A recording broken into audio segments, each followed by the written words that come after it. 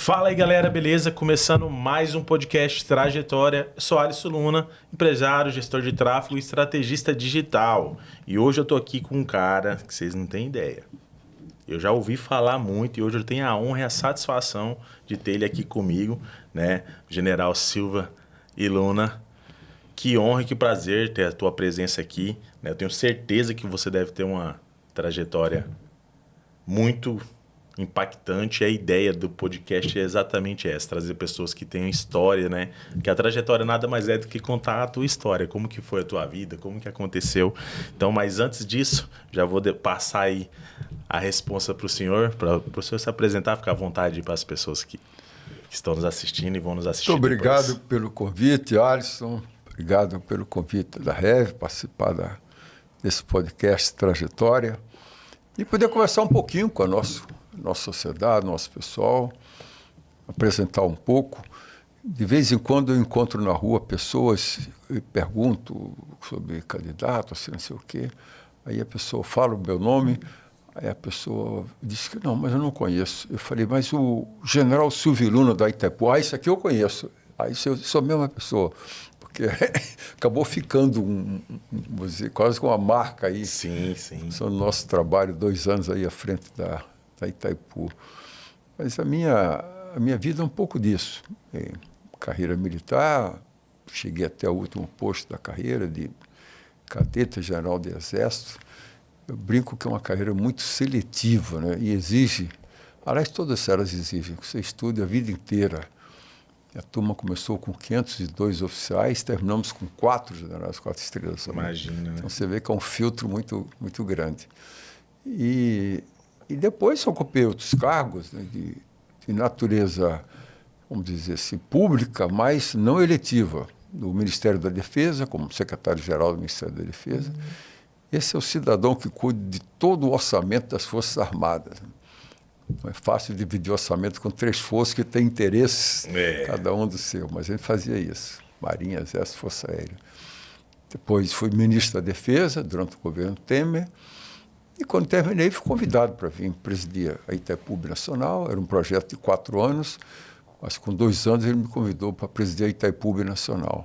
Então, da Itaipu, final de governo, aí terminou. E o ano passado fui convidado para participar desse processo. Contribuir com a cidade, na verdade. Sim. É isso aqui, me apresentar como um candidato e hoje sou pré-candidato pelo PL aqui. Olha aí, coisa boa, hein? Em Iguaçu. Coisa boa. Essa é a história. A origem é bem simples. Zona da Mata do interior de Pernambuco. Eita. Ali, filhos de... não digo isso para diminuir, não digo com orgulho. Filho de pais analfabetos. Estudei em curso primário dentro do engenho lá, próximo de Barreiros, fiz curso agrícola. Durante o curso agrícola ele prepara, mas para quem quiser seguir na carreira seria para que era um curso técnico, ele encerra ali no curso mesmo, mas prepara pessoas para a área mais de agronomia e de veterinário. Eu queria fazer engenharia.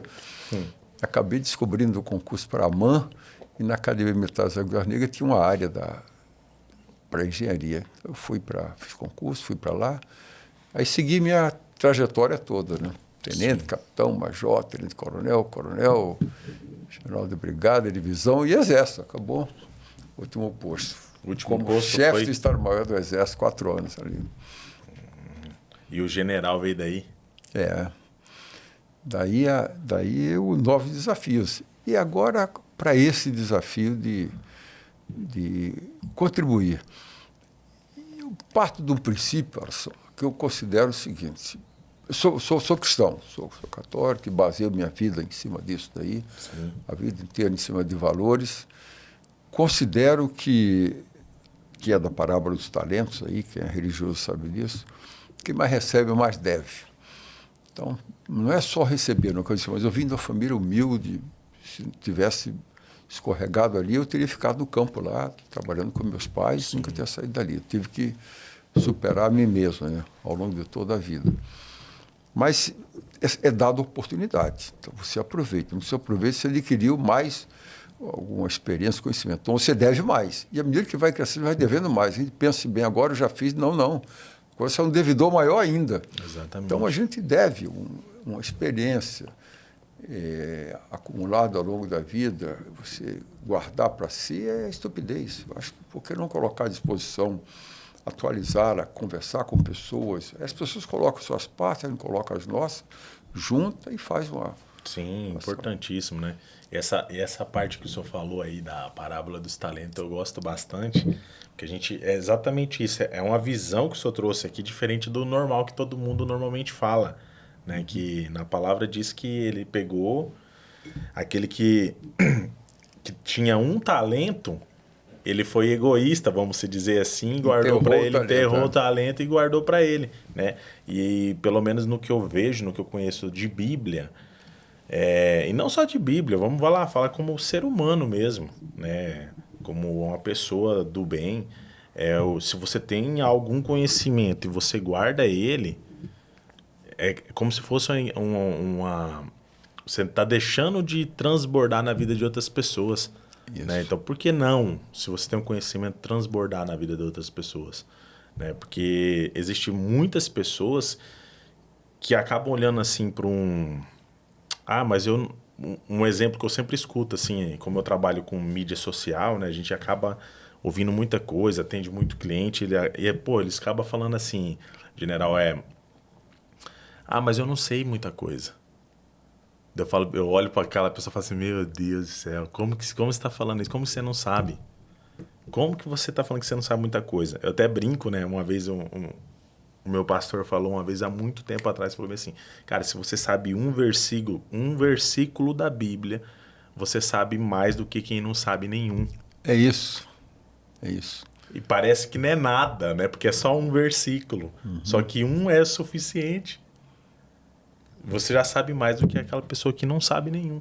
Então, isso é muito importante a gente entender, né? E isso que o senhor pontuou foi muito legal, que de transbordar e querer contribuir, né, com a população. Compartilha. Tem uma história assim que eu gostava de contar início de palestra para motivar.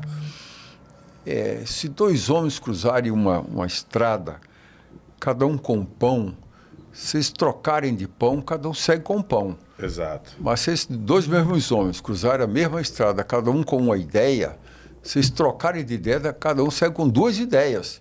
Exatamente. Então, por que não? Conversa e você vai dar a sua parte e vai colher a parte do outro. E, normalmente, desse aprendizado sai uma terceira mente, vamos dizer assim, que é melhor que as duas. Exato. Assim. É o que eu sempre falo, eu gosto disso. Eu sou um cara assim, eu acho que já é da minha família, né? Minha família sempre... Eu lembro muito do meu avô. Até falei assim, que eu brinquei com o pessoal, que quando eu vi o senhor, lembrou do meu avô. Né? Eu falei, cara, lembrou meu avô, cara. E aí eu fiquei pensando assim, o meu avô, ele era muito disso. Ele contava muita história. Então, ele tinha muito de estar com as pessoas. Ele gostava de estar no meio das pessoas, contar as piadas dele, contar as histórias dele. E a gente que veio dessa família, assim, de um canto lá do norte, né, bem também simples, a gente tinha isso muito de proximidade com as pessoas. Isso. E quando eu vim para Foz do Iguaçu, a gente sentiu um pouco de dificuldade, né? Não vou falar que a culpa é do povo do Sul, não, mas a gente sentiu um pouco de dificuldade, assim. O pessoal um pouco mais fechado lá, a gente é meio abertão e eu sou meio pra frente. Minha esposa fala que eu sou que nem cachorro caramelo, né? Onde eu chego, eu vou chegando e vou conversando. Falando, não, você é muito dado, você chega no meio de quem você não conhece e começa a conversar. E isso é muito legal, porque assim, em 2021, eu trabalhei 12 anos em farmácia, mas em 2019, na verdade, eu saí e comecei a trabalhar com marketing. E quando eu saí daquela bolha da farmácia, que eu ficava preso ali, conversava com muitas pessoas, eu já tinha isso, porque a gente atendia muito público, né? Então aqui em Foz do Iguaçu, eu tinha farmácia assim que o pessoal via lá e falava, não, eu quero falar com o Alisson ali, a gente ficava conversando e tinha essa troca. E as pessoas vinham às vezes, não era só para falar de doença ou comprar medicamento, eles vinham conversar também. As pessoas gostam disso. Gostam disso. Então, e é isso que o senhor falou, achei muito top isso. Porque assim, a gente está aqui agora. Daqui pode sair uma ideia que o senhor vai pegar, eu vou pegar. Eu já peguei a história do pão, já vou usar ela para mim. A gente sempre aprende. Essa é uma outra abertura que precisa ter, né? Precisa ter curiosidade você ter essa capacidade de ouvir muito, né? Mas ouvir focado nas pessoas, não ouvir pensando em já dar uma resposta, ouvir Sim. todo, né? Porque às vezes a gente está ouvindo a pessoa, no meio ele para de ouvir e se desliga. O mundo hoje tem déficit de atenção, déficit de paciência e muita pressa. De vez em quando a gente está conversando com um ausente. Você está olhando os olhos da pessoa, que está divagando assim. E aí quando a pessoa acaba de falar, ele vem com outra história, não tem nada a ver com o que você está falando, percebe que ele estava ausente. Então, cuidado de focar. Eu li um livro há uns 30 anos atrás, que dizia assim, obrigado pela informação que você não me deu. Eu já tive por causa disso, olha, vai pela conclusão. Se interessar a pessoa é como uma propaganda, ele vai atrás, vai procurar saber, vai se interessar, vai ver. Então, procura focar nisso daqui. E as relações humanas se dão de 3 maneiras, né? É por simpatia, por empatia ou por antipatia. Todo mundo quer ter uma relação empática. Chegar só num sorriso, um aperto de mão, você já sente uma empatia com a pessoa. A relação aí, ela flui naturalmente. Tem outros que você tem que construir. A simpatia você constrói. E tem outros que você vê que trava, né? Não adianta, dali não consegue, sair de se dar com o chefe, como amigo, como subordinado e tal. E aí você vai ter, conduziu, em um momento se diz, não dá para a gente continuar trabalhando junto e acabou. É isso, e eu acho bem legal essa parte que o senhor falou também, das pessoas estar, né? Estar e não estar, na verdade. Estão ausentes. A gente fala para ausentes hoje, você está falando para a pessoa, um auditório cheio de ausentes ali dentro. Aconteceu comigo essa semana, e quando eu entrei no marketing, eu comecei a estudar muito, que eu sempre fui assim. Em tudo que eu entro, eu quero ser melhor que eu todos os dias. Se superar todos os dias. Exatamente. Então, olha assim, pô, o que Qualis fez de bom hoje? Amanhã eu tenho que fazer melhor. Então, a minha vida foi assim. Como a gente não tinha poder aquisitivo na época para poder fazer uma faculdade, estudar, tal. Até estudar a gente podia, né? Mas não tinha uma condição. O que eu fiz? Eu entrei na farmácia e, estudava. Eu pegava livro de farmacêutico, estudava, pedia para os farmacêuticos. Eu ficava do lado dos caras que tinha mais experiência. Eu tive a oportunidade de trabalhar com um cara lá que se chama Alex. Inclusive, ele foi prefeito da nossa cidade lá há alguns anos. O Alex e o Vavá. A gente tinha até uma musiquinha legal que eles faziam lá. Que ele era tipo o médico da cidade. O pessoal não ia no hospital, ia na farmácia do Alex. E fazia fila. Então, eu tive a oportunidade de trabalhar com ele. E eu ficava do ladinho dele, só para aprender. E é isso que as pessoas... Hoje em dia tem muito profissional, infelizmente, né? Que estuda, só que ele para de estudar e não vai para a prática. E é triste ver isso, porque uma vez eu lembro que eu estava indo no mercado, assim, na padaria, e não tem nada a ver, tá? Porque está na padaria, mas eu fui na padaria e a moça era advogada. Ela estava atendendo na padaria. Muito. Aí eu sou, como eu falei, eu sou pra frente, né? Eu gosto de conversar. Conversando com a moça, ela pegou e falou, não, que eu sou advogado e tal, não sei o quê. Falei, mas você conseguiu passar na UAB? Não, consegui. Falei, mas... E qual o motivo de você não estar, né, exercendo? Que não sei o quê. E aí começou a falar umas histórias assim. E eu falo assim, e hoje as pessoas, elas acabam deixando de estudar e também de praticar, que é o mais importante, porque... Durante essa trajetória, assim, de 12 anos em farmácia, o pessoal até brincava, falava assim, chegava farmacêuticos lá formados e eu sabia mais que o farmacêutico. E eu nem tô falando isso para me achar. Eu não gostava. Experiência. Sabe que eu não gostava, o general? A pessoa fala, nossa, não, você é muito bom. Eu ficava meio constrangido. Sabe? Eu acho que tinha uma... Não sei se chegava a ser tanta humildade que eu ficava constrangido. Assim, parecia que eu ficava envergonhado de saber mais do que a outra pessoa. Farmácia estava ali, né? Era um negócio muito assim... E é muito louco isso, porque essas... Acho que foi... Nós estamos em maio já, né? Foi em abril. Maio. Em abril eu tive uma reunião com a moça.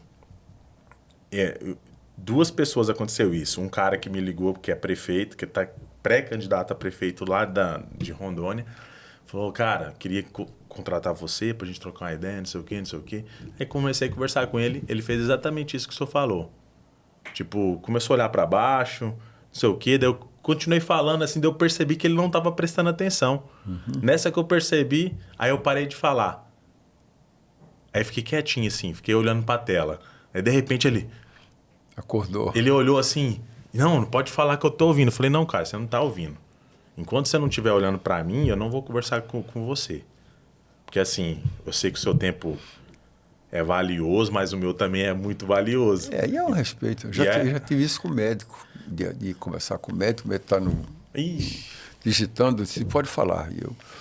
Aí o cara falou, então, o senhor veio aqui por quê? Quem é que ele indicou para cá? E olhando e digitando com o computador. Eu calado.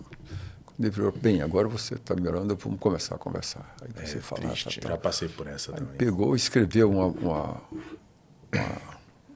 exame disso, e me entregou. Fez pergunta nenhuma. Aí eu falei, tá bem, você tem uma lata de lixo aqui do lado? Aí eu fiquei assim, joguei fora. Isso aqui não precisa para nada. Não foi para isso que eu vim aqui. Mas às vezes você tem que fazer um pouco disso. Sim, e a pessoa acordar para essa realidade. Né? Mas é isso, essa capacidade de se comunicar e também, diria, um pouco de humildade, um pouco ou muita, para poder saber que todo mundo tem alguma coisa para te ensinar. Sim, com certeza. Ao longo da minha vida, muitas vezes como motorista dirigindo, conto caso aqui de Itaipu, eu estava presidente da Itaipu, o motorista me pegava em casa, deixava no trabalho, no caminho eu soltava alguma pérola para ele, chama-se Paulo, o nome dele, está aqui ainda. Aí eu ia fazer uma pergunta, ele ficava quieto um pouquinho, falava, comentava alguma coisa. E mudei muitas decisões a partir da conversa dele. Depois eu dizia para ele, sempre que você comentou comigo outra coisa, viu que eu falei para você isso, fiz outra coisa, aquilo foi o que você me disse. A pessoa vê que a pessoa sempre tem alguma coisa para nos dizer, tem oportunidade para acolher. Às vezes a senhora faz da limpeza, você dá um bom dia para ela, senta um pouquinho, aperta a mão. É um minuto ali suficiente, a pessoa diz uma ideia, comenta alguma coisa, dali você descobre algum problema que pode estar acontecendo e repercutindo em toda a empresa. Sim. E ela sabe, ela está sentindo na ponta da linha. Então, essa capacidade de ouvir, ela é importante. Eu tenho eu até gravei uma mensagem sobre isso, comentando isso. Talvez as pessoas significativas da minha vida, como meus pais não tiveram condições de me educar, eu saí muito cedo de casa, 4 anos, eu fui para a escola fugido, porque meu pai não queria que eu fosse trabalhar. Ele descobriu que eu estava indo para a escola e falou, vem cá, você já pode ir para a escola sozinho, então você pode trabalhar. Já me deu uma tarefa dentro de casa e daí para frente eu comecei. Com 11 anos fiz o concurso de colégio agrícola. Naquela época o concurso de admissão era mais complicado do que um vestibular, porque você decidia a vida, ia para o campo, então podia continuar nos estudos. Passei colégio interno, fiquei lá 7 anos. Daí concurso para a AMAN, e fui para a AMAN e segui outro caminho. Mas poderia ter sido caminho diferente. Aí, ao longo da vida, quem foram meus orientadores? Professores. Eu tenho uma adoração para essa gente. O cara fala, eu vejo greve de professor, greve não sei o quê. Eu falei, essas pessoas têm razão. Tem que descobrir por que elas estão incomodadas. Exatamente. Porque alguém que escolhe como profissão de vida ser um professor, ser alguém que vai orientar, ele tem uma vocação. Senão, poderia outra vida. Então, precisa saber qual é a dor dele para a gente ir lá atrás dela. Eu, particularmente, defendo totalmente. Valorize essas pessoas, que ela faz a mudança da vida do mundo. Eu concordo exatamente com o senhor. Eu sou até, como que o pessoal fala né, assim, esqueci a palavra, enfim. Mas eu concordo totalmente com isso, porque minha mãe é professora. Pronto, então eu não sabia, então, mas aí... Nós sabemos que a educação é o que muda. Não Se adianta. quiser ter ascensão social por um caminho digno, vá pelo caminho da educação. A educação, concordo totalmente. A educação é o que muda. E é por isso que eu sempre... Sabe por que eu sou muito a favor disso? E eu sou muito a favor dos professores também, justamente por causa da minha prática. Assim, eu já entendia que o professor era muito importante na nossa vida. Sempre. Até porque minha mãe era professora. Né? Então, a gente... vou olhar para minha mãe, minha rainha, minha... né? Então, mas, enfim. Quando eu comecei a ir pro trabalho mesmo, né? O pessoal até brinca e fala, para de mentir, cara. Eles acham que eu minto falando isso, mas não é mentira. Eu já colhi café, já fiz um monte de coisa, já tirei leite de vaca, essas coisas aí, porque a gente morava no interiorzinho, era comum. Quando eu comecei, de fato, ir para o mercado de trabalho, eu fui trabalhar e o meu primeiro emprego foi serigrafia. Durou 1 mês. Falei, cara, isso aqui não é para mim, não. Não que não era para mim... eu achava muito lindo o jeito que os caras faziam, eu achava, legal, só que eu não sentia aquele negócio, não tinha amor, não tinha paixão. Eu falei, mano, não é isso. Aí fui pra farmácia. Aí quando eu fui pra farmácia, aí eu falei, cara, é isso, velho. Eu gosto de cuidar de pessoas. Eu gosto de conversar, eu gosto de ouvir. Então eu me encontrei na farmácia. Quando eu me encontrei na farmácia, eu me vi obrigado a ser educado. E educado, não educado de ter educação, mas de ter um professor. E o meu professor eram meus colegas de trabalho. Que eles tinham muito mais experiência e eles passavam o conhecimento deles para mim. Sem imaginar Que estavam passando. Eles estavam passando. E é por isso que eu falo que o professor ele é de extrema importância na vida. Porque é a pessoa que forma. E hoje em dia, a gente vê cada notícia. Eu fico triste às vezes vendo as notícias assim, de professor sendo agredido por criança. Um monte de coisa que acontece. A gente vê aí no meio dessas... Tem que ser valorizado, tem que valorizar. orientado e preparado, né? Preparado ao digo, tem que ter reciclagem. A gente sobe uma escada que desce. O mundo muda a velocidade muito grande. Quer dizer, as pessoas têm que ter periodicamente, num projeto dele, de uma prefeitura, do que for, pelo menos aí 15 dias, para poder fazer estágio, receber palestra, orientação, para se atualizar. Sim. Porque o que cai na prova não cai na vida. A gente sabe disso. Você sai com um acabouço teórico, mas a prática é um pouquinho diferente. Então, fazer essa passagem aí de bastão, vamos dizer assim, já a partir da própria escola, já vai colocando alguma coisa ligada a isso, né?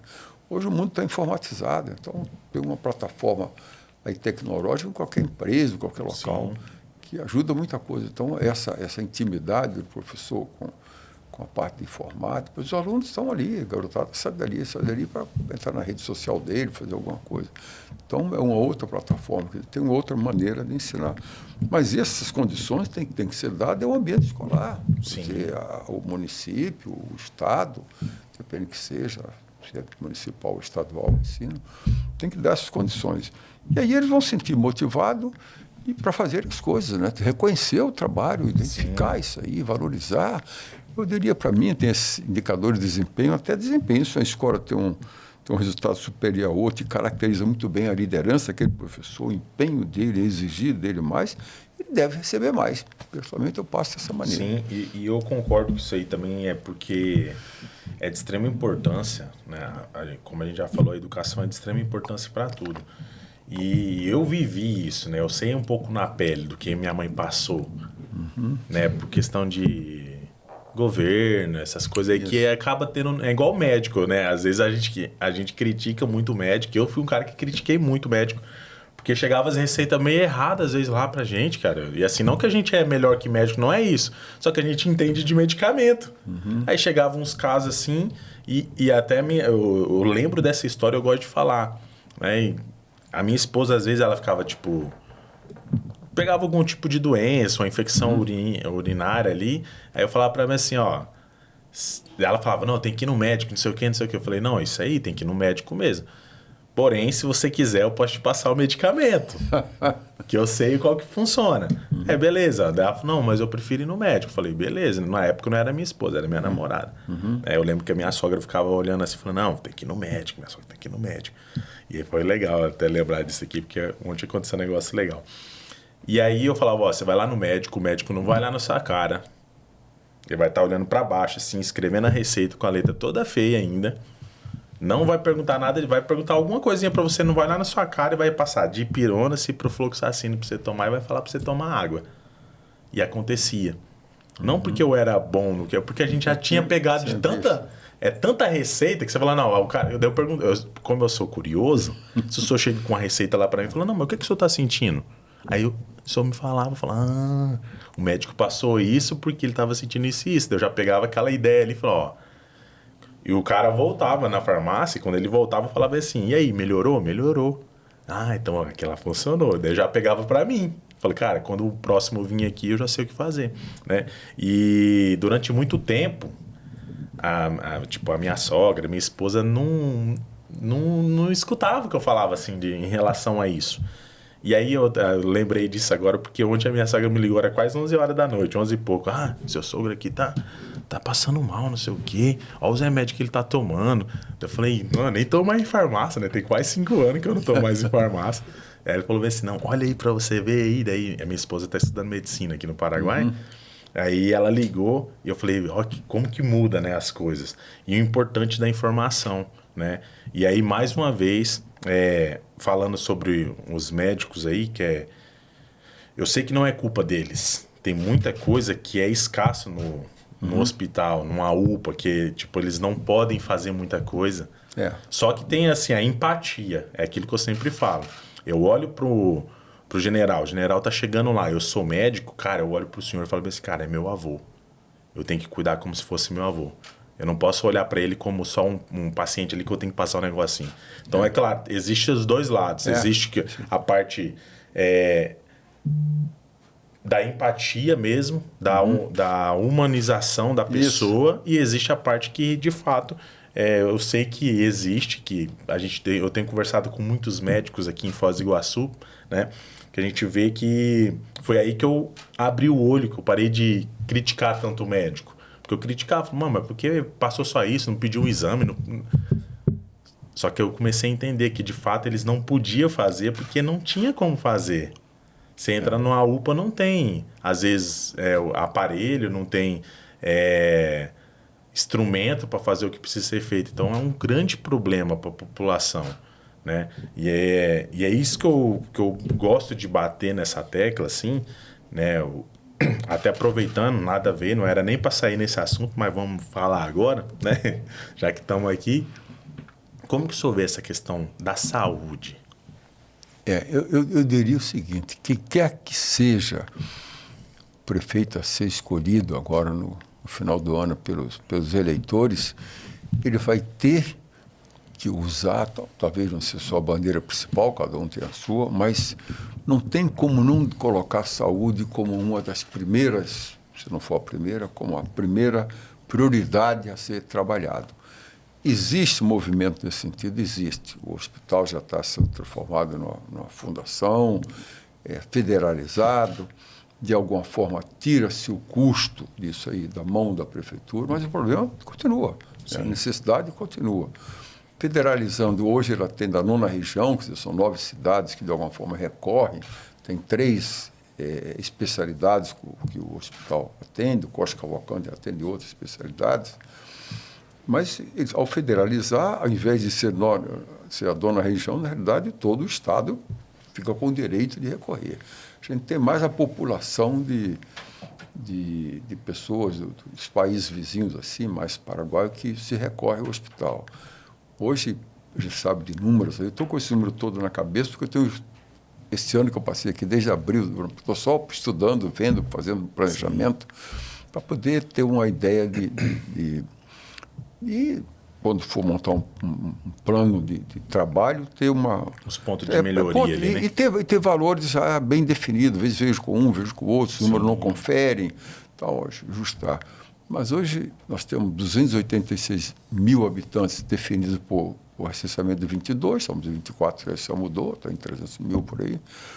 Mas temos 450 mil aquele cartão do SUS. Hoje é o número. Você vê que tem alguma coisa aí. Mesmo assim, o que é apresentado como conta para ser paga é inferior daquela quantidade de pessoas que é atendida. Mesmo assim, é inferior. Então, não há um problema de gestão, de controle. Não estou colocando culpa em ninguém, mas há um problema de gestão. Depois, nós temos um hospital, temos uma fundação, temos a 9ª região e temos a Secretaria de Saúde. Aí tem 4 atores que atuam em torno dos mesmos interesses. Cuidar da área de saúde. Isso, às vezes, implica, um faz de eventual necessidade, o outro faz a licitação, o outro compra, o outro estoca, no final fica um cachorro com vários donos. Sim. Aí morre de gordo ou morre de magro, né? Eu cuido de mais ou cuido de menos. Esse é um outro tipo de dificuldade. E uma terceira ideia que na área de saúde, está no meu planejamento, é que o hospital não cuida de saúde, o hospital cuida de doença, né? Quem cuida de saúde é a prevenção. Exato. Então, é uma cultura a ser melhorada. A básica precisa, exames precisam, próstata, sangue, exame de seios, para prevenir câncer, as coisas mais. Isso precisa ser feito, isso aí é prevenção. Quando eu falhei tudo, eu chego no hospital. Aí você viu que eu já falhei. Lógico que tem acidente, tem muito traumatismo aqui, tanto é com a especialidade do hospital é em traumatismo. Porque aí já é uma outra consequência, que é problema de tráfego, de trânsito, de trânsito, né? Sim. De tráfego, de trânsito, sinalização, de qualidade de rua, de qualidade de asfalto, um monte de coisa. Mas como uma área tem que ser um ecossistema, uma coisa tem que estar integrada à outra. Então, essa área tem que estar muito integrada à área de saúde, aos cuidados, porque ele sabe que isso aqui, se eu cuidar dessa parte, eu reduzo a quantidade de despesa com doença, com hospitalização. Então, precisa de cuidar de tudo isso. Essas pessoas precisam conversar muito, colocar todo o sistema hoje, processo, pessoas e tecnologia. Tem que ter uma base tecnológica muito forte. Eu não posso tirar radiografia no local e depois ir no outro ponto, tem que fazer outra radiografia. Ela já está lá no sistema. Eu tenho que pegar ali, entrar no sistema e pegar a radiografia e fazer aqui. E assim com outros exames. Quem renovou a carteira de motorista recentemente, eu fiz isso, minha carteira é daqui, de Foz do Iguaçu. Eu estava com 19, 21, fiz aqui. Naquela época, era em cada 3 anos, por causa da idade, já começa agora passou há 5 anos. Mas eu tive que renovar em Brasília, bem em cima da pressa. Entrei 10 horas lá para renovar a carteira, exame de vista, aquelas coisas que são feitas. Às 2 horas da tarde, ela estava no meu computador, carteira pronta. E estava em outra cidade, em outro local. Entrou lá no sistema, pegou todos os dados, entregou, estava pronta a carteira. Entregou, só imprimiu ali no computador, botei na minha carteira, está aqui. Então, tem sistemas integrados. Aí, quer dizer, o meu sistema ele é isolado, ele é independente. Existe sistema, a gente chama de barramento. Você coloca um barramento, pendura o sistema antivírus ali dentro e vai melhorando e vai detonando aquele ali. No final, fica um sistema único, integrando tudo isso. Eu tenho muito, a minha família inteira, e eu também gosto muito da área de tecnologia. Até tenho uma empresa tecnológica que cuida disso aqui. Então, o mundo é tecnológico. Tá isso aqui. Então, você precisa de trabalhar nisso aí. Eu queria voltar a um tema que você comentou aí dentro, de Rondônia. Meu primeiro local onde eu trabalhei, da parte de engenharia, passei 5 anos fazendo estrada em Rondônia.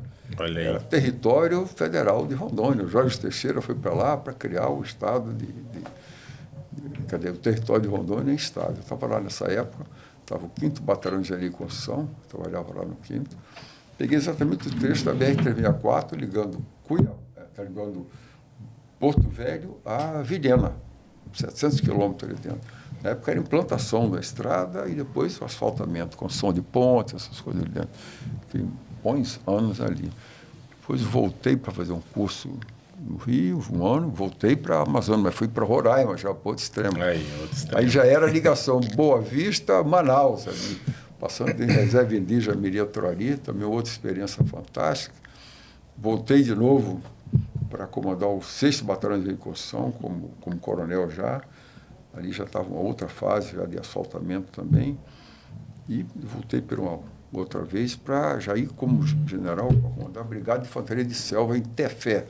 Ficaria aqui bem no centro do coração da Amazônia e pegava a fronteira com a Colômbia toda e com o Peru.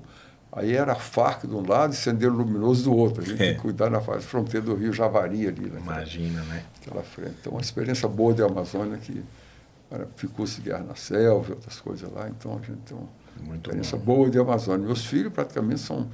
tem um que foi gerado lá e foi nascer no Rio, porque a esposa estava grávida já. Sim. Vai ter um que nasceu lá, eles chamam que é Macuxi, nasceu naquela área. E a outra, a esposa estava grávida, mas nasceu em Brasília. Mas, é muito...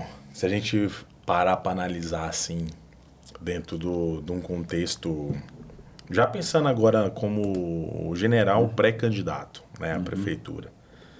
É a primeira vez que o senhor está saindo assim para um cargo eleitoral? Eu ocupei cargos políticos, né? Porque o secretário-geral do Ministério da Defesa é um cargo político. Aliás, o primeiro civil ocupou esse cargo. Na época, a mídia bateu um pouco, porque aquele ali era o chefe do maior conjunto da Força Armada, um militar, quase seria. E o secretário-geral era um civil. Essa é a previsão. Quando se montou o Ministério da Defesa, era isso aí. E eu fui ocupar o cargo, na época o Ministério da Defesa decidiu isso, e disse, não, pelo preparo que eu vinha de um cargo de chefe estadual do Exército, cuidar de todo o orçamento do Exército. Aí vim cuidar do orçamento das Forças Armadas todas, na Secretaria-Geral. Aí depois, durante um período, no governo Temer, ele me indicou para ser ministro da Defesa. Também foi o primeiro militar a ocupar o cargo de ministro da Defesa. Sempre a mídia fica um pouquinho ali, perturba uma semana, depois esquece. A gente segue o baile. E dali eu saí para vir para Itaipu, que também é um cargo, mas não é de natureza política, né? Para concorrer a eleições, esse é o primeiro dele. E confesso, amigo, não tenho visão política de nada disso aqui, não tenho interesse político nenhum. Mas questão de declarar isso. Estou vindo para cá para servir Foz do Iguaçu. Tenho toda uma experiência acumulada ao longo da vida e acho que posso colocar à disposição. É uma cidade que me acolheu de uma forma diferente. A gente chega no local, as pessoas procuram ajudar, contribuir. Mas aqui de Ribeirão eu me senti mais que acolhido, abraçado, né? As pessoas atendiam, andavam no supermercado, rodava muito a pé aqui pelo centro e tal. E, na minha percepção, a gente esquece o que vê, esquece o que ouve, mas não esquece como se sente. Exato. A gente se sente acolhido, aquilo fica dentro da gente. Eu falei, poxa, eu ia ficar 4 anos, precisamos de planejamento para 4 anos. Não foi possível ficar, eu gostaria muito de concluir o que eu comecei aqui dentro. Ainda está aí, o ponto está feito, mas a primeira etapa não está ligado. Isso é uma tarefa do governo do Estado, eu sei perfeitamente. A gente pode contribuir com isso, até porque o trabalho foi nosso inicial. O aeroporto está pronto, quando eu saí daqui já estava concluído. Mas tem, como foi feita uma concessão, tem atividade para fazer. A gente pode conversar com as pessoas lá e acelerar esse processo. Né? Sim. Conversar, sentar com o interesse do... Aqui tem 3 grandes aeroportos internacionais. Ganha de Miami, se botar, superou. Então é só querer colocar uma tancagem grande, você vai fazer voo para onde quiser fazer, para qualquer parte da Europa, com isso aqui, com facilidade, a duplicação da rodovia das Cataratas, a ligação. Tem muita coisa para ser feito que dá para contribuir. E com a própria cidade. Eu imagino Foz do Iguaçu, com o potencial que tem, não dá para pensar pequeno com a cidade, não dá. E tem muita gente preparada aqui, tem muito universitário, do lado do Paraguai, do lado brasileiro. Sim. Tem integração das 3 fronteiras para fazer, muito melhor e mais facilitada. Por um determínio geográfico, nós vamos estar juntos daqui a 1000 anos, então, que seja a melhor relação possível. É um companheiro de viagem seu que está viajando ali, é bom que seja seu amigo, você vai viajar há muito tempo, né? Então, fazer o que for possível fazer para estar junto. Já tem essa ligação muito boa com o Paraguai, talvez por causa da distância da capital com a Argentina não seja tão próxima, mas precisa juntar também, né? E já como, pensando assim, na pré-candidatura, qual que tem sido a dificuldade? Se eu tá vendo nessa, já pensando nesse cargo, assim, como pré-candidato, está tendo alguma dificuldade?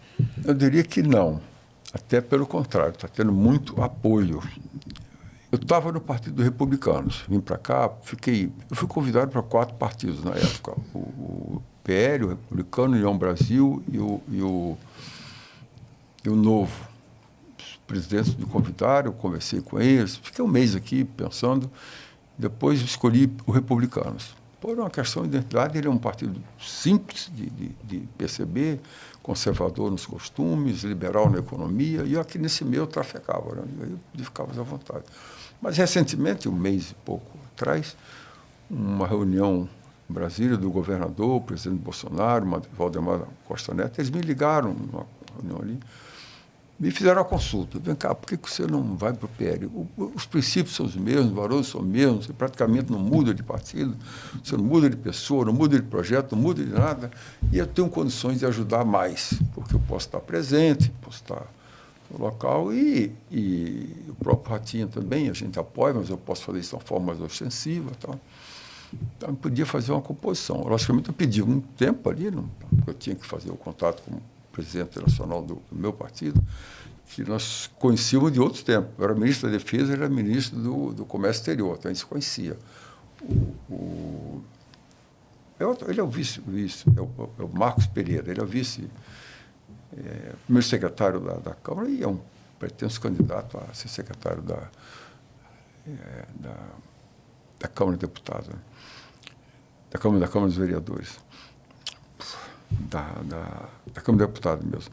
E aí, o presidente daqui também. Conversei com os dois, eles entenderam, logicamente, é uma saída, uma perda, mas entenderam, nós mantivemos o partido intacto como estava, e ele esteve aqui ontem, conversamos bastante, e continua nos apoiando. O governador tem apoiado ostensivamente, não esconda mais, e esses partidos que tinham me convidado também ficaram como uma espécie de base de apoio, né? Nos apoiando aí, não estão lançando candidato a prefeito. Isso evolui. Até a convenção pode muita coisa mudar, a gente sabe disso, né? Mas, no momento, eu tenho contato com esse apoio. Conversei, procurei fazer aquele processo da pirâmide, de cima para baixo, conversa primeiro com os grandes empresários, as visões das pessoas, a área religiosa, que tem que ter muitas religiões, né?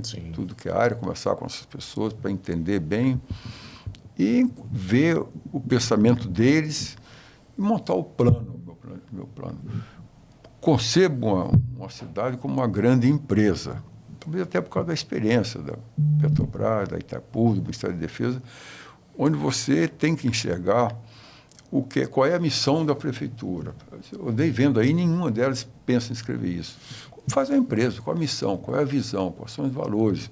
Quais são os indicadores de desempenho? Quais são as oportunidades? Quais são as ameaças? Quais são os pontos fortes? Quais são os pontos fracos? Tudo isso aqui levantar e montar um planejamento em cima disso. Ver o orçamento e definir ao longo do ano todo, distribuído. Saber que o dia 30 de novembro eu tenho que, dia 1º, pagar 13º, ter um recurso para pagar isso aqui. Exatamente. Então, trabalhar com o orçamento disso e fazer uma gestão austera, não no sentido de mandar ninguém embora, nada disso, mas que as pessoas possam produzir mais de forma satisfeita, com o mínimo necessário de pessoas em cada processo. Eu conto sempre o caso da Itaipu. Eu fui o primeiro diretor a morar em Foz do Iguaçu depois de 40 anos. Eu vim para cá. E trouxemos toda a empresa para cá, logicamente tem processo da justiça para retornar, extinguimos o escritório lá, trouxemos as pessoas para cá todos ficaram felizes. Muito depois me agradecendo e nunca foram embora daqui mais, não voltaram mais, ficaram aqui, se aposentaram e ficaram aqui. Não conheciam como era bom morar em Foz do Iguaçu, né? E aí a gente fez uma economia grande. Se investiu naquela época 2,6 bilhões de reais na cidade e no entorno, em Cascavel, em Guaíra, foi na própria Boiadeiro aí, que é a ligação com o Pacífico, a gente investiu recursos. Então, eu acho que foi um trabalho proveitoso. E não é repetir o passado, a gente não retoma para ele. Mas tem essa experiência que a gente pode aplicar, aproveitar da prefeitura. Com certeza.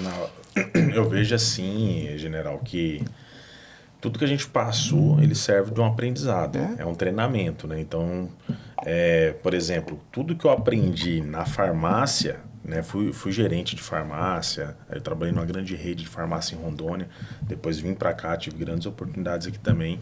Mas isso, tudo que eu vivi nesse período aí, de tudo mesmo, de vida, Cara, foi um treinamento, eu sempre falo assim, foi um treinamento que Deus colocou na minha vida para quando eu chegasse aonde eu estou hoje, com a minha empresa, com o meu negócio, eu soubesse administrar da melhor forma possível. É isso. É isso que o senhor falou. Cara, eu anseio para ver isso. Uma cidade que chega e fala assim, aqui a nossa missão, visão e valores. Aí o senhor falou um negócio que nós aqui do marketing costumamos a utilizar, que é a matriz BCG. Isso, Pra você entender, né, os pontos aonde eu preciso melhorar. Qual que é a nossa fraqueza, qual que é a nossa força. É isso aí. E isso é muito importante. As pessoas, são coisas básicas que... isso aqui até puxando um pouco da orelha, com amor, tá, gente? Dos empresários. Tem empresários que não sabem isso. Fica difícil. Missão, visão e valores. Eu gosto de falar assim, a cultura da minha empresa ela é muito... Eu criei uma cultura muito forte. A gente tem a missão, visão e valores que liga num propósito. E aí o propósito gera a cultura. E essa cultura ali é muito forte. As pessoas que entram, ela entra já sabendo tudo. Qual que é a missão? Nossa missão é essa, tem que saber. Qual que é a visão? Qual que é os valores? Os valores estão aqui. Tá ligado para quê? Por que você faz tudo isso? Para que você faz isso? Por causa desse propósito aqui. Aí. Que gera essa transformação.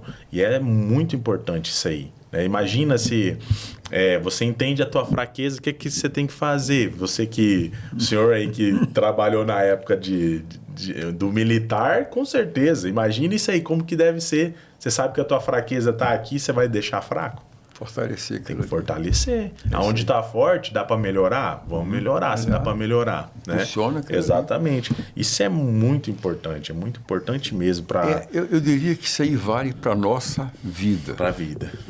Há uns 30 anos atrás, eu decidi escrever a minha missão de vida. Não é fácil. Eu levei uns 6 meses, escrevia, corrigia, então, no final cheguei em uma e não mudei nunca, até hoje. A missão de vida, e resume numa palavra, servir. E depois servir aí nas condições de servir, por exemplo, eu faço meu trabalho a minha oração. Eu faço aqui o que eu estou fazendo, tem que ter uma finalidade. Eu tenho um olhar voltado para o próximo. Então, as coisas que eu estou fazendo não é para mim, eu tenho que fazer. Se aquilo não atingir uma outra pessoa, não tem valor nenhum. Exatamente. Se tiver que o único beneficiado foi eu, para mim não tem sentido estar fazendo isso aí. Então, depois disso aqui, você criar uma hierarquia de valores. Eu coloquei numa sequência de valores. Logicamente, com o passar dos anos, a gente vai começar a ter alguns deles que vão subindo. Vou dar um exemplo. Para mim, tempo era um valor que estava lá pelo certo. Eu coloquei 10 valores. Estava lá pelo certo. Hoje é o terceiro já. Eu explico por quê. Meu primeiro, Deus. Segundo, servir.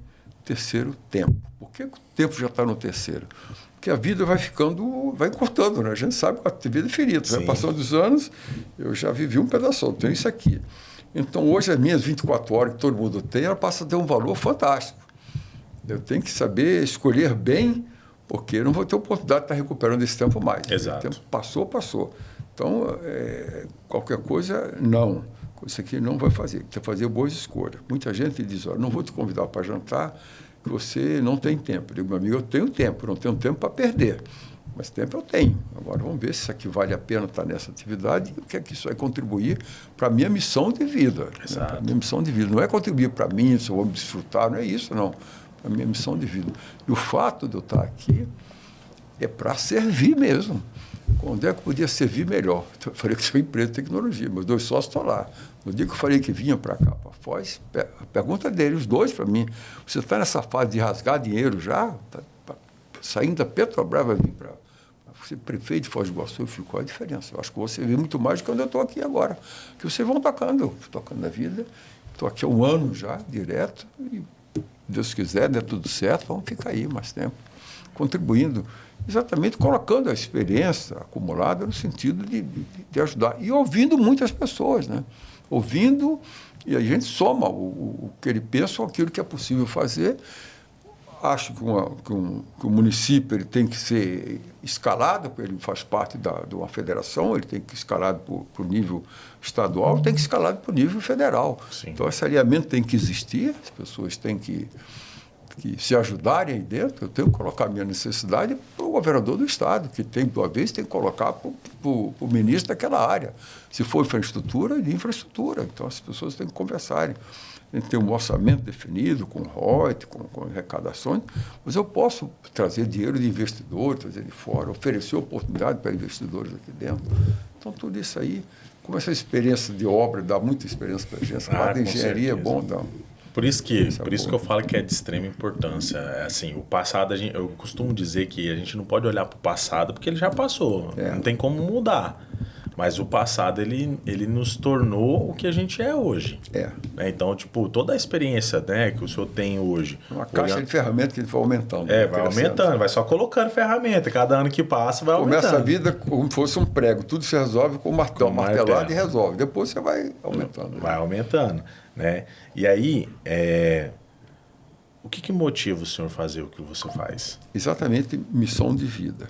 Eu tenho, ao longo da minha vida, eu falei, eu sou cristão, acredito em Deus e coloco acima de tudo. Né? Mas eu vi em alguns momentos da minha vida, tomei decisões, quando eu olho para trás, falei, meu Deus, era a única decisão certa que eu podia tomar era aquela.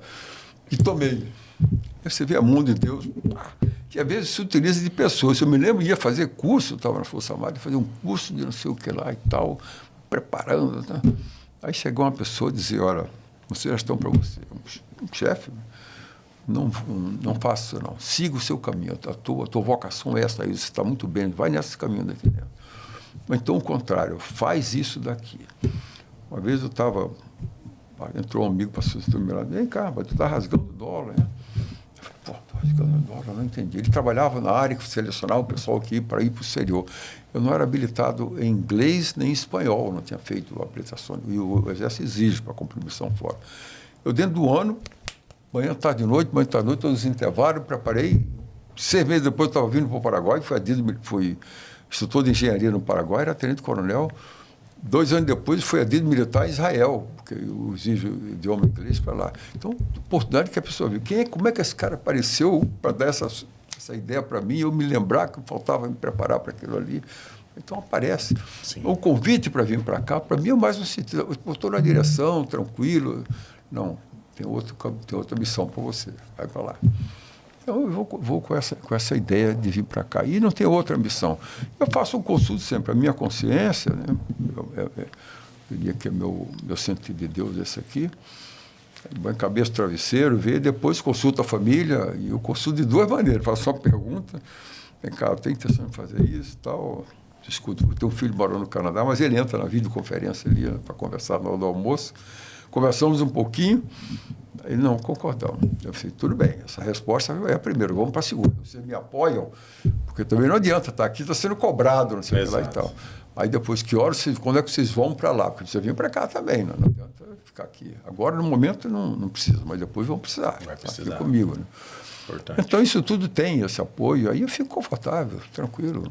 Fica mais tranquilo. Né? O mais importante é que eu sempre falo aí, tem muitas decisões nas nossas vidas, né? Quando a gente vai tomar algumas decisões, eu sempre gosto de... Sempre faço isso, eu sempre oro para Deus para ver se realmente é a vontade dele e não a minha, porque normalmente quando a gente faz com o nosso braço, até pode parecer que está dando certo. E realmente é isso que acontece, parece que está dando certo, chega lá na frente alguma coisa dá errado.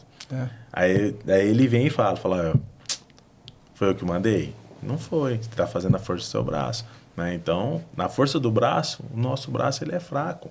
Uma hora a gente não aguenta. E uma hora assim, e quando não está na direção, e aí uma coisa que eu gosto de usar muito para confirmar a direção é a família. Pô, eu dei uma ideia, porque assim, normalmente o pessoal até brinca, né? Os meus colaboradores, às vezes a gente está conversando, eles falam assim, a gente está conversando assim na reunião, de repente eu viro a cabeça pro lado assim, e eles falam bem assim, pô, mano, o que aconteceu aí que você... Veio uma ideia na hora, eu falo, cara, acabei de te dar uma ideia, imagina se a gente fazesse isso. Daí eles falam, nossa, cara, é verdade, uma boa. Tem uma vez que eu estava fazendo uma reunião, eu trabalhava numa empresa e o CEO lá da empresa, ele teve uma grande oportunidade, né, da empresa dele ter tido um aporte pelo Augusto Cury. E ele estava fazendo a reunião assim numa mesa igual essa aqui, né, só que a gente tinha uma televisão lá na empresa e aí tava lá Augusto Cury, a galera, os empresários dele lá assim, aqui assim, e a gente conversando. Ele falou bem assim. Aí do nada esse cara, eu aprendi com ele isso, né? Eu acabei pegando vamos dizer, ele foi meu primeiro mentor no marketing. Ele virou a cabeça do nada assim pro lado, daí os caras falaram, os caras lá, né? Presta atenção aqui. Ele mandou a ideia, eu acabei de ter uma ideia, ó. Aí os caras falaram, meu Deus, cara, que ideia boa. Só que daí... Por que eu disse isso? Porque às vezes a gente tem uma ideia boa, só que aquele é o nosso. É o nosso eu querendo fazer. E aí eu sempre... A minha resposta para ver se realmente é para mim fazer é a família. Isso é importantíssimo. Como é que elas percebem isso? Né? Eu chego lá na minha esposa e falo assim, gata, ó, pensei num negócio aqui. Se liga, o que você acha de fazer isso, isso, isso? Se ela falar que sim... É igual o senhor falou, só falar que sim não resolve. É falar que sim e vai apoiar, porque vou ter que trabalhar um pouquinho mais, não vai ter tanto horário. Tem que compreender a ausência. A ausência, exatamente. Então, assim, é ok mesmo? É ok. Aí, beleza. Isso é de extrema importância. A gente vê uma pessoa que está aí prestes a ser prefeito, né? Daí da nossa cidade, eu falo assim, nossa cidade já agora como fosse sendo minha cidade, eu sou rondoniense, nasci em Rondônia, mas eu amo essa cidade. Eu falo assim para minha esposa, às vezes a gente até brinca, né? Fala assim, o pessoal que vem fazer medicina, vem, termina e vai embora. A nossa ideia, pelo menos é o que a gente planeja, é que a gente não vá embora, porque eu gostei demais dessa cidade aqui, como o senhor falou um pouquinho atrás, né? Quando nós chegamos aqui, a gente foi abraçado pelas pessoas. Acolhido, Assim, no início a gente teve uma dificuldade porque a nossa cultura era um pouquinho diferente. Mas a gente foi abraçado pelas pessoas de uma forma que fala assim, cara, que loucura. E se não fosse isso, várias dificuldades durante 4 anos da nossa vida, a gente sobreviveu. Eu e minha esposa. Era contadinho o dinheiro, porque eu tinha que pagar a faculdade, eu tinha que pagar o aluguel. Então era aquele negócio, se estourasse um pneu da moto, cara, não tem dinheiro, como que vai fazer? E graças a Deus, muitas coisas que aconteceu de ruim, tipo, minha moto estragar, minha moto foi furtada aqui, em frente ao batalhão, inclusive, assim, a gente trabalhava... 34, ali. Bem ali, em frente ao 34. E... tudo eu vi assim, o amor, além do amor de Deus, o amor das pessoas pelas nossas vidas. Cuidar da gente, isso é bom. Os vizinhos, as pessoas que apoiam, eu vejo isso, prédio que eu moro aí. As pessoas chegam solidárias, querem saber, perguntam, conversam, chegam no local, parece que você está numa família. E essa é uma característica muito do povo do Paraná, pelo cooperativismo, pela quantidade de etnias que existe aqui dentro. Sim. E no caso de Foz, por essa vocação turística, por essa vocação logística também, por tudo isso, acaba, eu diria que sendo-se mais forte. Eu vejo o que está acontecendo agora com o estado do Rio Grande do Sul, que tem de mobilização aqui no Paraná, no sentido de ajudar. Eu tenho ajudado de uma forma mais discreta, através de fazendo contatos, né? Contato com o Exército, com a Força Aérea, as pessoas pedem, eu faço para apoio, que lá tem muita área restrita para circulação de aeronaves, então não dá para fazer todo apoio. Mas conversando com o Celso Calegari, que é uma das maiores autoridades nessa parte de logística no Estado, ontem mesmo, então, que eles já levaram 14 caminhões ele está oferecendo para a logística dele, onde o Paraná é muito forte na área de logística, e ele é talvez uma das autoridades nesse sentido. Aí dentro, é presidente de fundação aqui, estão recebido apoio e tem colocado à disposição o Marcos Sarabia também, tá fazendo movimento. Você vê que tem um empresário forte, mas eles estão enxergando a necessidade aqui dentro. Então, o povo tem essa... Porque tem posto de distribuição aqui na igreja, no corpo de bombeiro, distribuição não de arrecadação, né? E lá, precisando de pessoas para dobrar, tem ido gente, fica até de madrugada ajudando, dobra, arruma, coloca nas carretas, leva. Então, é um povo solidário com isso. Aliás, o Brasil inteiro está sendo solidário com esse momento triste que está passando. Exato. E que ainda demora um pouco, porque depois vem as consequências com a área de saúde, de recuperação do que foi perdido, tem danos até para a parte do agronegócio deles lá, né? Recuperação de residência, tudo isso, estradas, pontes. É um prejuízo terrível. Mas você percebe a sensibilidade das pessoas. Eu vejo, às vezes, a igreja, quando eu vou, aquelas senhoras lá sentando, lá rezando. Então, não era a contribuição dela. Como é que eu posso fazer com isso? Com as minhas orações, eu estou fazendo. Então, o que mostra uma sensibilidade grande da nossa gente. Né? Muito bom. General, pensando aí, nós estamos com o nosso tempo acabando, os caras já até mandou ali para mim, mas eu quero fazer 2 perguntas aí para a gente ir para a finaleira. Qual a lição mais valiosa que o senhor já teve na vida? A lição mais valiosa naquele da vida. Eu tenho até, não sei se caberia contar a historinha, mas a gente aprende que desde cedo é necessário a liderar. E no caso de Força Armada, ela é um pouco mais complexa. Né? Você faz aquele juramento, dedicar-se inteiramente ao serviço da pátria, cuja honra e integridade são defenderem com o sacrifício da própria vida. Quer dizer, eu coloco a minha vida para defender aquele meu juramento que eu estou fazendo. Sim. Coloca isso, quer dizer, ser treinado para levar homens para morrer junto com você.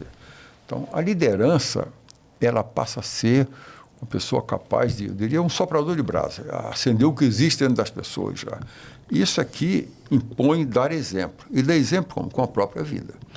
Dar exemplo com a própria vida. Você tem que ser capaz de fazer, de saber fazer e entender, quando mandar as pessoas fazer, que elas também têm limitações. Elas não têm a tua capacidade de fazer. Pode ter até maior, mas você tem que acompanhar as limitações.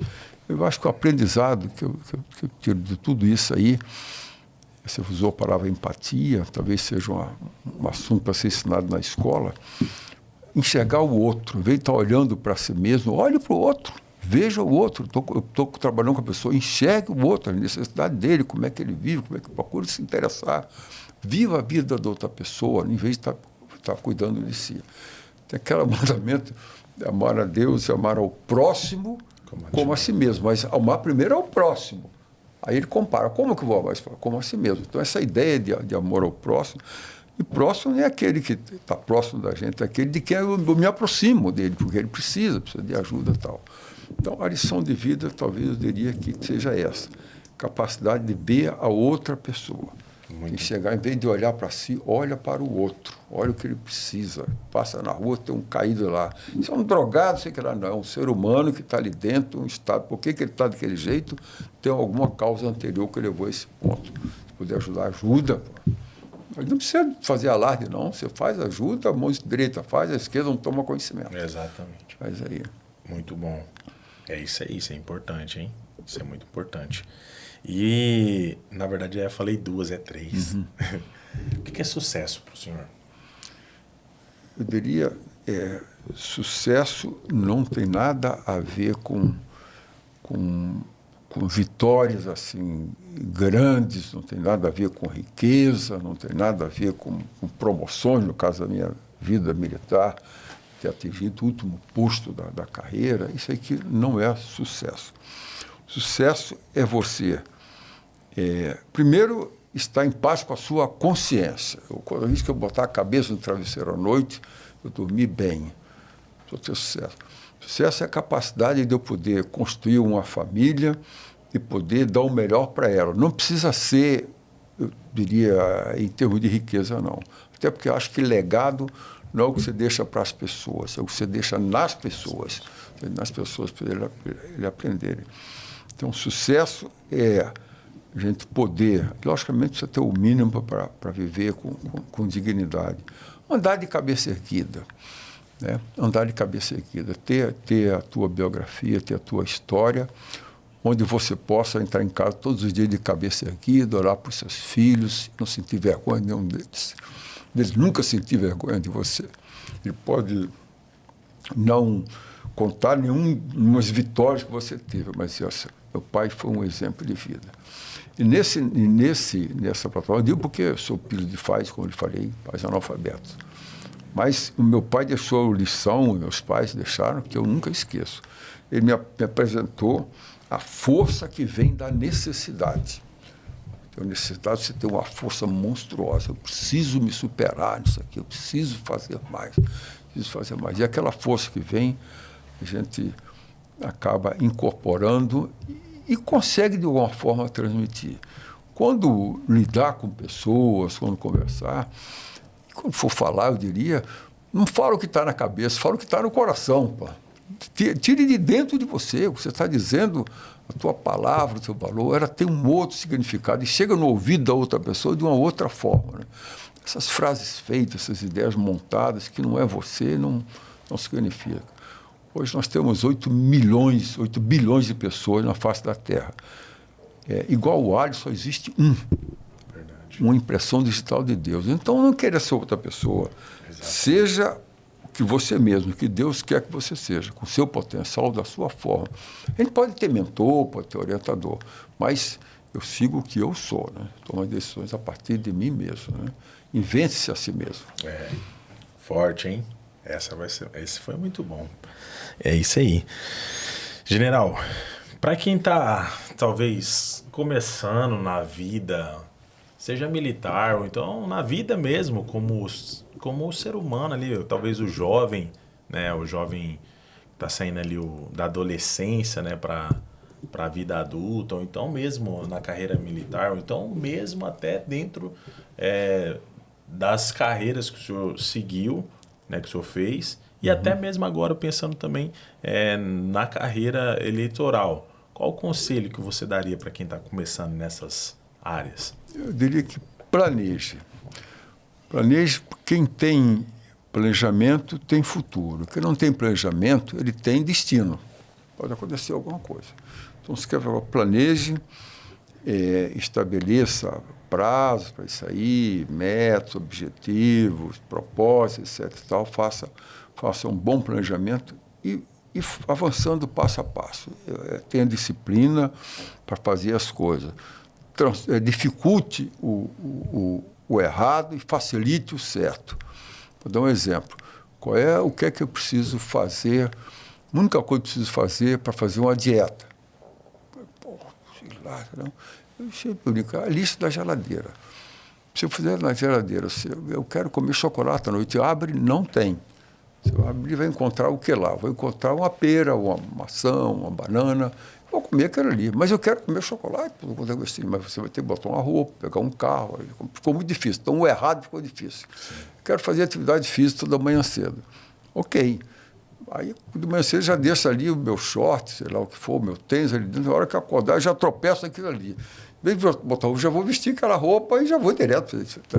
Depois aí gera uma disciplina, faça pequenos hábitos, avança devagar, tira a ansiedade da vida e você vê que vai avançando. Estabeleça sempre uma competição. Com quem? Com você mesmo. Competição de ser melhor a cada dia, mas melhor do que você mesmo, do que foi anterior. Pode ser um milésimo, um passozinho, sei lá, uma palavra que aprendi, mas seja melhor. Estabeleça isso como um costume, depois vira um hábito. Depois um hábito você faz sem pensar, como quem dirige um carro, você faz sem pensar. Sim. Naturalmente faz isso, né? Começa a fazer, e aí você pega um caminho de sucesso.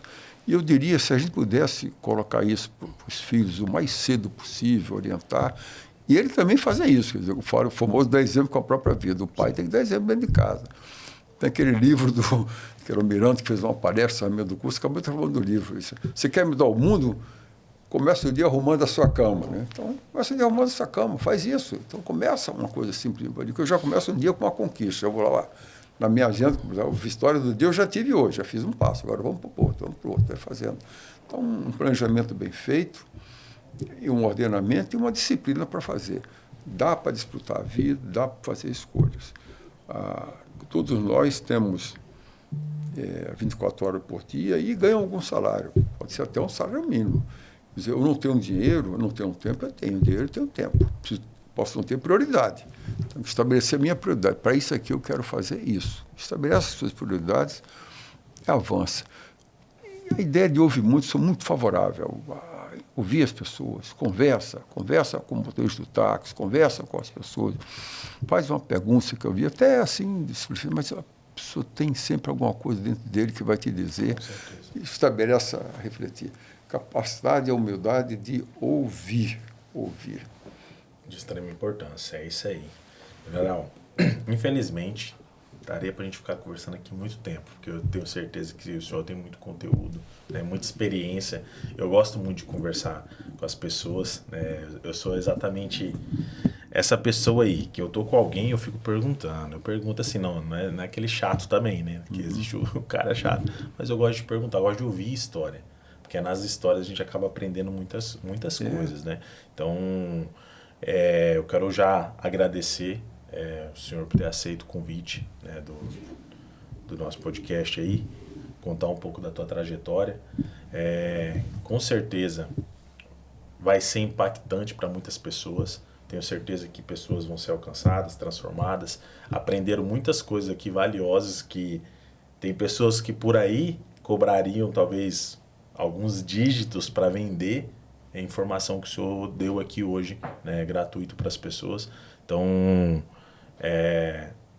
me sinto lisonjeado e honrado. Obrigado. Também pela tua presença. Eu agradeço mais uma vez por senhor ter aceito. É uma honra, um prazer ter aqui o senhor e conhecer essa história, né, que eu já imaginava que seria muito, muito linda, teria muita história para contar, e é isso aí. Muito obrigado por ter aceito. Obrigado, Arson. Arson Luna, né? Temos aí uma identidade que vai além da empatia, da sua simpatia também, a simplicidade e sua capacidade de conduzir bem uma conversa de forma muito agradável. Obrigado aos seus ouvintes, telespectadores do modo geral. E a oportunidade a gente tem que conversar. Espero que tenhamos outras oportunidades. Se não for um podcast, seja tomando um café, a gente possa sentar, conversar, continuar trocando ideias. Muito obrigado mesmo. Foi uma manhã muito proveitosa e muito agradável. Muito obrigado. Nada, isso aí. Firme.